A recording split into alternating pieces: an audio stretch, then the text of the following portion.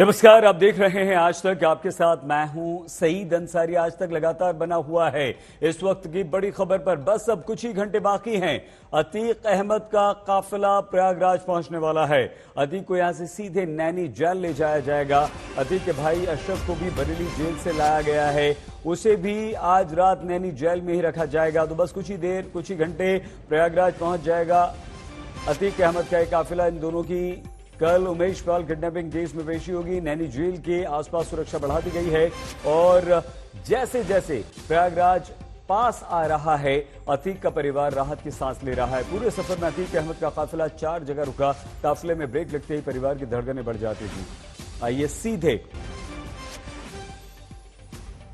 हम आपको हमारे सभी संवाददाताओं के पास लिए चलते हैं। संतोष शर्मा सीधे नैनी जेल से हमारे साथ हैं और काफिले के बिल्कुल साथ साथ समर्थ श्रीवास्तव और हमारे संवाददाता अरविंद ओझा चल रहे हैं। अरविंद, कहां तक पहुंचा काफिला, कितनी देर और? जी देखिए सईद, बस कुछ घंटों का और सफर है। ये तकरीबन 133 किलोमीटर दूर है प्रयागराज। और हम अपने कैमरामैन प्रदीप गुप्ता को कहेंगे कि जरा वो तस्वीरें दिखाएं। अब तक हम बुंदेलखंड एक्सप्रेसवे में थे, लेकिन अब ये जो रास्ता है, अब ये जो काफिला है, देखिए पूरे लाव लश्कर है। उत्तर प्रदेश पुलिस की कई गाड़ियां हैं और जो आगे नीली वैन आपको दिखाई दे रही होगी, उसी में अतीक अहमद बैठा हुआ है। आगे पीछे उत्तर प्रदेश पुलिस की गाड़ियां वो एस्कॉर्ट कर रही हैं। और अब सिर्फ जो फासला है वो महज 133 किलोमीटर, महज मान लीजिए 130 किलोमीटर का अब ये सफर बाकी रह गया है। यानी ज्यादा से ज्यादा 2 घंटे और लग सकते हैं। 1.5 से 2 घंटे के अंदर वो अतीक अहमद प्रयागराज पहुंच जाएगा। उसी प्रयागराज में जहां पर कभी उसके नाम से लोग थर-थर कांपते थे, उसकी तूती बोलती थी। लेकिन आज हालत यह है कि एक केस में कल अदालत उस पर फैसला सुनाएगी। नंबर 1, नंबर 2, उसका पूरा परिवार अंडरग्राउंड हो चुका है। बेटा फरार है, उस पर लाखों का इनाम है। बीवी फरार है, उस पर लाखों का इनाम है। Umesh Pal kidnapping for ransom case में कल प्रयागराज की एमपी एमएलए कोर्ट फैसला सुनाएगी। जज ने खुद कहा था कि अतीक अहमद हाजिर हो। अतीक अहमद समेत तमाम जो आरोपी है, जिसमें अतीक अहमद का भाई अशरफ वो भी आरोपी है। और अगर आप सीधी तस्वीरें देखें, आज तक पर एक्सक्लूसिव तस्वीरें, जो अतीक अहमद को लेकर उत्तर प्रदेश की पुलिस वो अब धीरे धीरे प्रयागराज की तरफ बढ़ रही है। यह माना जाए कि तकरीबन 130 किलोमीटर का और सफर वो बचा हुआ है। गुजरात से यह सफर शुरू हुआ था। साबरमती जेल से लेकर अतीक अहमद को उत्तर प्रदेश पुलिस लेकर निकली थी। पहले गुजरात, उसके बाद राजस्थान, उसके बाद मध्य प्रदेश। और जिस स्टेट से ये काफिला गुजरा है, वहां की पुलिस ने बहुत राहत की सांस ली है। और जाहिर सी बात है, राहत की सांस तो अतीक भी ले रहा होगा। साबरमती जेल से निकलते वक्त उसके चेहरे पर 12 बजे हुए थे डर, खौफ और दहशत साफ साफ नजर आ रहा था। यहां तक कि झांसी में, जहां पर तकरीबन 1 घंटे का हॉल्ट रखा गया था, 1 घंटे ये काफिला रुका था, वहां पर आज तक के कैमरे पर अतीक अहमद की बहन ने बाकायदा ये आशंका जाहिर की कि मेरे भाई का इनकाउंटर हो सकता है, उसकी तबीयत खराब है, उसे बाई रोड लेकर जाया जा रहा है। लेकिन 100 से ज्यादा इस माफिया डॉन पर मुकदमे दर्ज है, जिसमें शायद पहला ये ऐसा मुकदमा है जो मंजिल तक पहुंच रहा है। मंजिल क्या होगी ये देखने वाली बात होगी। 364A का केस है। 364A के केस में उम्र कैद की सजा और ज्यादातर अधिकतम अगर सजा की बात की जाए तो फांसी की सजा होती है सही। लेकिन फिलहाल जो सबसे बड़ी खबर है कि गुजरात से जो सफर शुरू हुआ था उत्तर प्रदेश पुलिस का और अतीक अहमद का, वो अब महज 130 किलोमीटर ही बचा हुआ है सही। बिल्कुल अरविंद। समर्थ, आप बताइए।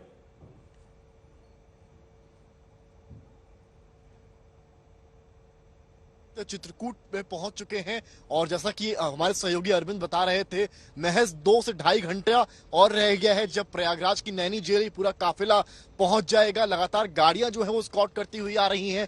अतीक अहमद जरूर 1-2 बार निकाला गया है, उसको एक बार जब वहां पर पुलिस लाइन ले गए, वहां पर काफिला रुका, फिर पेट्रोल रिफ्यूल हो रहा था, वहां पर रुका। इस वक्त अगर मैं विजुअल्स आपको दिखाऊं तो कैमरामैन नीरज दिखाएंगे। हम चित्रकूट पर, ये 1 वे रोड है तो झटके लगना यहाँ पर थोड़ा सा लाजमी इसलिए है। गाड़ियां एकदम से ब्रेक ले रही हैं। आगे आपको जो सफेद रंग की गाड़ी दिख रही है, ये चित्रकूट पुलिस की गाड़ी है जो कहीं ना कहीं स्कॉट कर रही है आगे अतीक अहमद की वज्र वाहन को। इस सफेद गाड़ी के ठीक आगे आपको वज्रवाहन नजर आ रहा है। ये वही वज्रवाहन है जिसमें पुलिस वाले बैठे हैं, जिसमें अतीक अहमद की मौजूदगी है। इसको कपड़े से भी ढका इसलिए गया है जिससे कि कोई भी यहाँ पर अतीक अहमद जिस तरह से कैमरे के सामने बार बार शुरुआत से आ रहा था, पुलिस की कोशिश है कि वो कैमरे के सामने ना आ पाए, इसलिए इस वज्रवाहन को कपड़े से ढका गया है और एक ताला भी लगा दिया गया है। तो फिलहाल ये तस्वीरें आप देख रहे हैं, चित्रकूट का रूट है ये। पूरा बुंदेलखंड एक्सप्रेसवे हम क्रॉस करते हुए पीछे पीछे लगातार आ रहे हैं और आज तक आप जैसा कि देख पा रहे होंगे इस काफिले के ठीक पीछे लगातार आज तक चला है। इनकी गाड़ियां लगातार आज तक फॉलो कर रहा है। साबरमती जेल से अब चित्रकूट पहुंच चुके हैं और चित्रकूट के बाद प्रयागराज आएगा। मुश्किल से 2 घंटे का सफर और है। सबसे जरूरी बात यहां पर यह है कि किसी भी दौर में, जबकि एक्सप्रेसवे पर भी गाड़ी गई, ओवर स्पीडिंग नहीं देखी गई। लगभग 80 की स्पीड पर ही पूरा काफिला खड़ा चलता रहा और जैसा कि यूपी के डीजीपी ने कहा था कि हम एक सेफ और सिक्योर पैसेज देंगे, फिलहाल अभी तक वैसा ही देखने को मिला है। कुछ भी गाड़ी पलटने जैसा अभी तक तो सुगबुगाहट भी ऐसी नहीं हुई है, क्योंकि कोर्ट का ऑर्डर है कल 11 बजे एमपी एमएलए कोर्ट में अतीक अहमद और उसके भाई अशरफ, जिसको बरेली जेल से लाया जा रहा है, उसको प्रोड्यूस करना है, सामने लाना है। और अगर मान लीजिए कि वो दोषी सिद्ध होता है तो ये भी चांसेस हैं कि शायद उसको साबरमती ना जाना पड़े। खैर ये बाद में कोर्ट की प्रोसीडिंग्स के बाद तय होगा, पर फिलहाल आखिरकार उत्तर प्रदेश अतीक अहमद को आना पड़ा है, ये बड़ी अपडेट है। और जिस तरह से अतीक डरा हुआ है साबरमती जेल से, जब वो निकलता है तो वो कहता है कि मुझे मरवा देंगे, पुलिस वाले पूरी प्लानिंग करके आए हैं। और जिस तरह से परिवार जब आज तक से बात करता है, उनका परिवार कहता है, चाहे वकील हो, वो कहते हैं कि हम लगातार फॉलो करेंगे। आप मानकर चलिए अतीक का जो परिवार है वो लगातार पूरी गाड़ी के काफिले को फॉलो कर रहा है। जी सही, ठीक है। समर्थ, अरविंद और रवीश तीनों हमारे संवाददाता साथ साथ चल रहे हैं। चित्रकूट को क्रॉस किया है और इस काफिले के आगे हमारे संवाददाता रवीश पाल सिंह की गाड़ी चल रही है। रवीश बताइए। सईद बिल्कुल, लेकिन जैसे ही बुंदेलखंड एक्सप्रेसवे से हम नीचे उतरे तो गाड़ियों की रफ्तार इतनी ज्यादा तेज हो गई कि पुलिस की जो वैन है उसने हमें पीछे कर दिया है फिलहाल तो।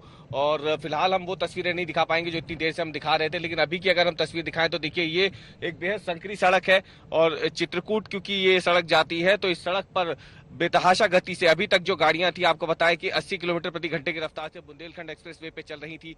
लेकिन अगर आप देखिए, आप ये जरा सी सड़क है, 2 लेन रोड है, लेकिन वो पूरी लेन जो है वो एक तरीके से ना केवल पुलिस की गाड़ियों ने बल्कि उसके बाद जो बड़ी संख्या में जो मीडिया कर्मी हैं उनकी गाड़ियों ने भी इस सड़क को एक तरीके से घेर लिया है और बेहद कम जगह अब बच गई है आगे निकलने के लिए यहाँ से। लेकिन जैसे ही रास्ता मिलेगा हम आगे पहुंच के वो तस्वीरें दिखाएंगे जो लगातार हम अपने दर्शकों को दिखा रहे थे अभी। लेकिन हम आपको ये बता दें कि जिस रफ्तार से अब ये गाड़ियां चल रही हैं, आगे करीब 2 से ढाई घंटे का आप समय मान के चलिए यहाँ से लगेगा प्रयागराज पहुंचने में। थोड़ा सा यहाँ पे ये जो स्ट्रेच है सकरा है, चित्रकूट धाम तक की सड़क बताया जा रहा है कि इसी चौड़ाई की है, तो यहाँ पे थोड़ी सी दिक्कतें आएंगी, यहाँ पे यातायात जो है थोड़ा बाधित रहेगा। लेकिन उसके बाद एक बार फिर से जब हाईवे आएगा तो आगे एक थोड़ी चौड़ी जगह मिल जाएगी आगे निकलने के लिए और गाड़ियों की भी रफ्तार थोड़ी बढ़ जाएगी फिलहाल। लेकिन आपको दिखाएं तो बेहद कड़ी सुरक्षा के बीच में अतीक अहमद जो है उसे यहाँ से लेके जा रहा है। और ये देखिए सब तरफ जो है पुलिस को इसलिए तैनात कर दिया गया है कि यहाँ पर कोई भी गाड़ी जो है वो काफिले को व्यवधान पैदा ना कर सके, इसलिए जहां से भी काफिला निकल रहा है वहां पर यातायात को पहले ही रोक दिया जा रहा है। ठीक है रवीश, हमारे सभी संवाददाता हमारे साथ हैं। अतीक अहमद का भाई अशरफ क्या कह रहा है ये सुनवा के फिर संतोष आपके पास आते हैं। जो माफिया डॉन है उनको नहीं छोड़ेंगे। नहीं, बिल्कुल नहीं कहा। कहाँ कहा है? उमेश पाल कार्ड में नाम आ रहा लगातार और कहा जा रहा है कि संयम छुट्टिया है आपको। तो हम माफिया डॉन लग रहे हैं आपको? अतीक अहमद आपके भाई को भी वहाँ से लाया गया है। किसने कहा कि वो माफिया डॉन है? ये आप लोगों का दिया हुआ टाइटल है। वो 5 बार के विधायक हैं, सांसद हैं, मैं विधायक रह चुका हूँ। हमारा राजनीतिक परिवार है। जो माफिया डॉन हो उनको डर लगे। गाड़ी पलटने का डर है आपको? अच्छा गाड़ी पलट सकती है। अच्छा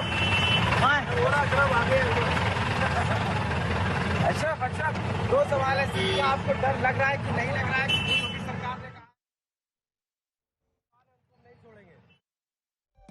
एक्सक्लूसिव अशरफ की बात हम आपको सुनवा रहे थे। काफिले के साथ चलते हुए यह अशरफ से बात की गई है, लेकिन अतीक अहमद को लेकर सीधे जो काफिला चला था वो प्रयागराज पहुंचते ही जाएगा नैनी जेल।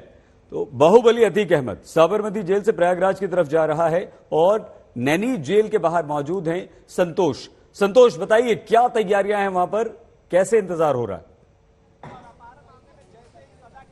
देखिए, बिल्कुल बेसब्री से इंतजार हो रहा है। प्रयागराज की यही वो नैनी जेल है जहां पर अप्रैल 2019 को सुप्रीम कोर्ट के आदेश के बाद नैनी जेल से ही अतीक अहमद को साबरमती जेल भेजा गया था और आज उसी जेल से, साबरमती जेल से वापस माफिया डॉन 4 साल बाद प्रयागराज के इस नैनी जेल आएगा। एहतियात के तौर पर अभी तक जो गेट है ये हम जब सुबह पहुंचे तो ये खुला हुआ था, लेकिन अब यहाँ पे बंद कर दिया गया है।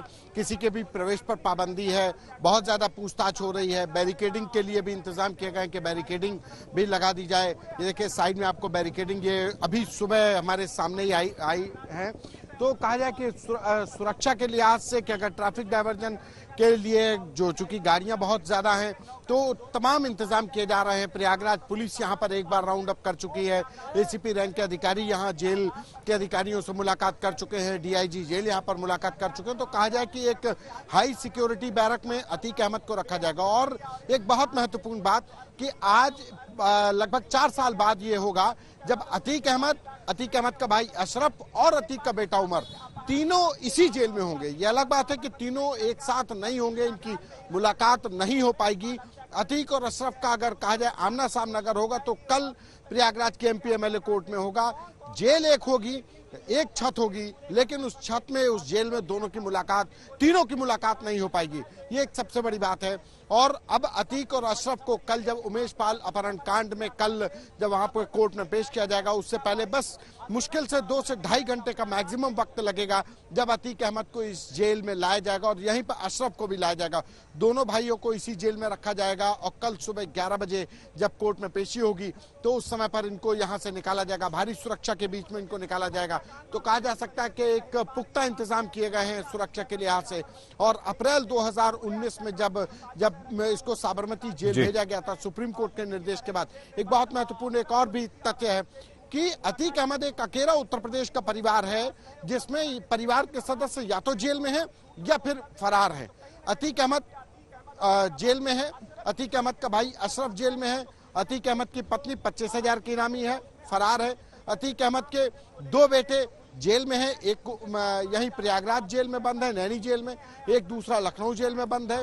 जो 2 बेटे हैं वो भी राजरूपपुर, जो प्रयागराज के जो नाबालिग बेटे हैं वो बाल संरक्षण गृह में है। और एक बेटा जो उमेश पाल हत्याकांड का मुख्य आरोपी है, 5 लाख का इनामी शूटर है असद, तीसरे नंबर का बेटा, वो फरार है। यानी कि पूरा परिवार कानून की गिरफ्त में, कानून की नजर में है। और जो गायब हैं वो फरार हैं, उनके ऊपर इनाम है। पत्नी और बेटे पर इनाम है, 25,000 की पत्नी इनामी है और 5 लाख का बेटा इनामी है। तो कहा जाए अपने आप में एक अनोखा परिवार होगा उत्तर प्रदेश और देश की सियासत का, जिसमें या तो जो लोग जेल में हैं और या फिर अगर बाहर हैं तो इनामी हैं। जी सही जी। ठीक है संतोष, दोबारा आते हैं। समर्थ 130 किलोमीटर आपने बताया, क्या खबर काफिले की, अब बताइए। बिल्कुल सही, लगभग 130 के आप 120 आप मानकर चलिए। और जैसा कि बता रहा था मैं कि 2 घंटा मोटा लग सकता है यहाँ पर प्रयागराज पहुंचने में। रोड काफी सक्रिय है, यहाँ थोड़ा परेशानी निकलने में हो रही है क्योंकि जो गाड़ियां हैं वो कई बार ऐसा लगता है एकदम से रुक जाती हैं, टकराने की नौबत आ जाती है। पहले हाईवे था तो थोड़ा क्लियर रूट था, तो यहाँ पर थोड़ा सा गति अगर कही जाएगी तो कुछ कम हुई है। तो हो सकता है यहाँ पर थोड़ा सा समय ज्यादा लग जाए क्योंकि यहाँ पर गाड़ी 40-50 के ऊपर नहीं जा पा रही है क्योंकि 1 वे है, पूरी मार्केट प्लेस है, किनारे लोग खड़े हैं। तो उन सब चीजों का ध्यान देते हुए भी पुलिस का काफिला निकल रहा है और उनके पीछे पीछे आज तक भी निकल रहा है। पर सबसे बड़ा सवाल यहाँ पर यह है, जो अशरफ का बयान जिस तरह से सामने आता है वो इस तरह से दिखाना चाहता है, चाहे अशरफ हो चाहे अतीक अहमद हो, कि उसने कुछ किया ही नहीं है। जबकि जिस तरह के फुटेजेस आए थे, जो बातें सामने आई पुलिस सूत्रों के मुताबिक कि बरेली जेल में ही पूरी प्लानिंग प्लॉटिंग हुई थी। और बरेली जेल में कौन था? बरेली जेल में अशरफ था, जो कि अतीक अहमद का भाई है। तो यहाँ पर चीजें क्लियर हैं कि अब ये जो माफिया हैं वो ऐसा दिखाना चाह रहे हैं कि उनसे मासूम शायद कोई नहीं है। यही मतलब अतीक अहमद के उस बयान का है जो साबरमती जेल के बाहर आकर देता है, और यही मतलब अशरफ के इस बयान का है कि हम तो राजनीतिक परिवार से हैं, 5 बार के विधायक रह चुके हैं। तो ये इस तरह के बयान साफ बता रहे हैं जो डर है वो चाहे अशरफ हो चाहे अतीक अहमद हो, उनका साफ दिख रहा है। और कल आप मानकर चलिए जब पेशी होगी उसके बाद जब डिसीजन आएगा कि आखिर अब नेक्स्ट क्या होना है, क्या जेल में वापस जाएंगे या वहीं रखा जाएगा, ये एक बड़ा डिसीजन होगा। फिलहाल अतीक अहमद ने पूरी कोशिशें की थी कि उसे ना जाना पड़े, उसे साबरमती से ना निकलना पड़े, शायद वो कोशिशें यूपी पुलिस के पेपर वर्क के सामने फीकी पड़ गई, या यूं कहें जो न्यायालय ने ऑर्डर दिया था कि सामने आपको सामने एक फिजिकल तौर पर आना है, सामने हियरिंग के लिए आना है, मौजूद होना है, वो उसके दम पर अतीक अहमद को यूपी पुलिस ला पाई। कुछ दिन पहले लगातार सवाल भी उठ रहे थे कि आखिर जो शूटर हैं जिनके ऊपर 5 लाख का इनाम है उन तक यूपी पुलिस कब तक पहुंचेगी। पर अगर आपको उमेश पाल की पत्नी का स्टेटमेंट याद हो, जिनके आंखों में आंसू थे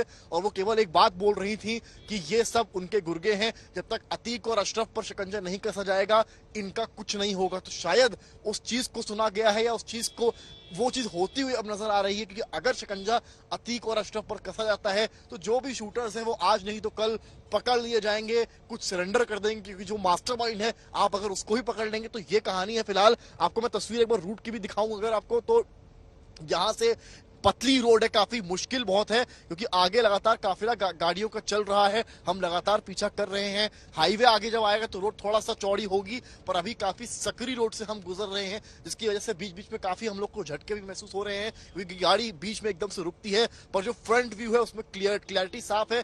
2 वज्रवाहन आपको नजर आ रहे हैं विजुअल्स में, जिसमें से एक वज्रवाहन है जिसमें कि कपड़ा लगाया गया है, पूरी तरीके से कवर किया गया है। वो वज्रवाहन वो है जिसमें अतीक अहमद को रखा गया है। कपड़ा लगाने का मतलब सिर्फ इतना है कि अतीक को कैमरे के सामने ना लाना पड़े। दूसरा वज्रवाहन है जिसमें कि सिक्योरिटी ऑफिशियल्स बैठे हैं जो साबरमती से चलते हुए आ रहे हैं। इसमें यूपी एसटीएफ के भी ऑफिसर हैं सुरक्षा के मद्दे से। और एक अहम बात सईद में बताना चाहूंगा, इनके पास जो हथियार हैं वो काफी आधुनिक हैं, जो हम लोगों ने रिपोर्ट पे अपने दिखाए भी थे। ये नॉर्मल हथियार नहीं है। तो एसटीएफ पूरी तैयारी से अतीक को लेने आई थी, और अब जैसा लगता है कि आगे अब कोर्ट का जो 11 बजे डिसीजन है उस पर सबकी नजरें होने वाली हैं। उत्तर प्रदेश का बाहुबली माफिया डॉन और उसके नाम से दहशत भरने वाला अतीक अहमद अब खुद थर थर कांप रहा है। उमेश पाल अपहरण कांड में उसे उत्तर प्रदेश लाया जा रहा है, लेकिन मुख्यमंत्री योगी आदित्यनाथ का एक बयान जो माफिया को मिट्टी में मिला देंगे, उससे डॉन डरने लगे। देखिए हमारी ये विशेष रिपोर्ट।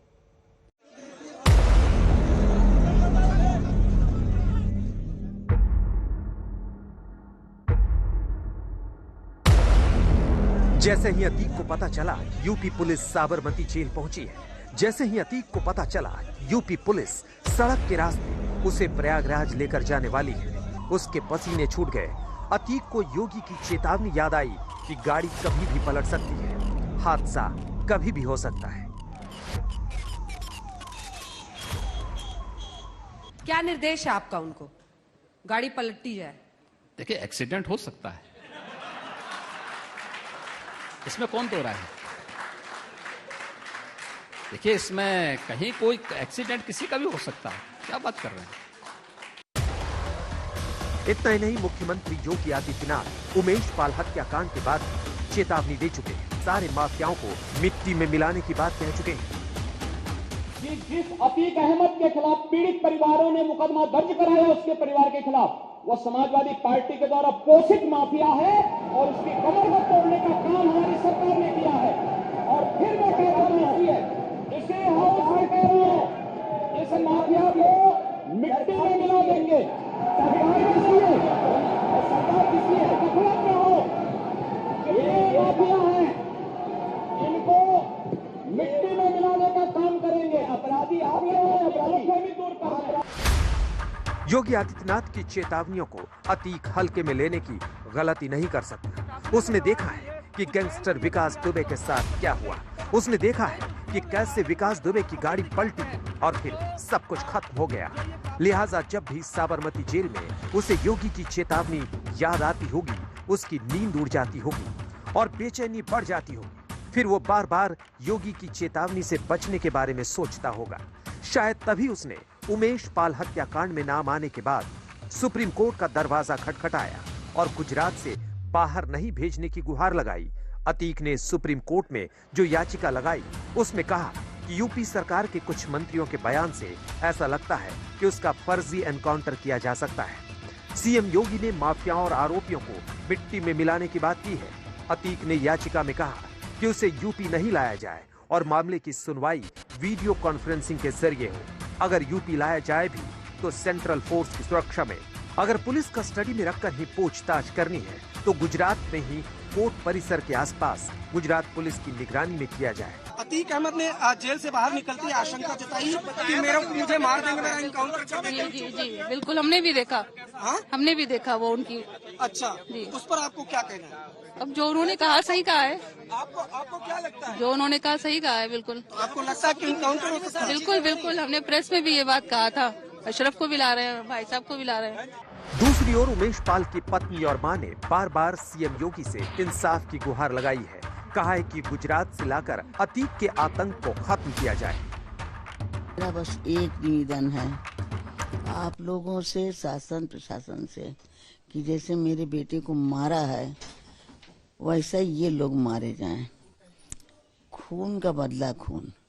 जैसे मुख्यमंत्री जी ने, योगी जी ने ललकारा था कि कातिलों को छोड़ूंगा नहीं, मिट्टी में मिला दूंगा, जैसे मेरे बेटे को मिट्टी में मिलाया है, वैसे अतीक और अशरफ उसके बेटे को मुख्यमंत्री जी उसको मट्टी में मिला करके छोड़े। उनके ऊपर मुझे विश्वास है कि मुझे न्याय दिलाएं, मेरे आदमी के कातिलों को खत्म करें।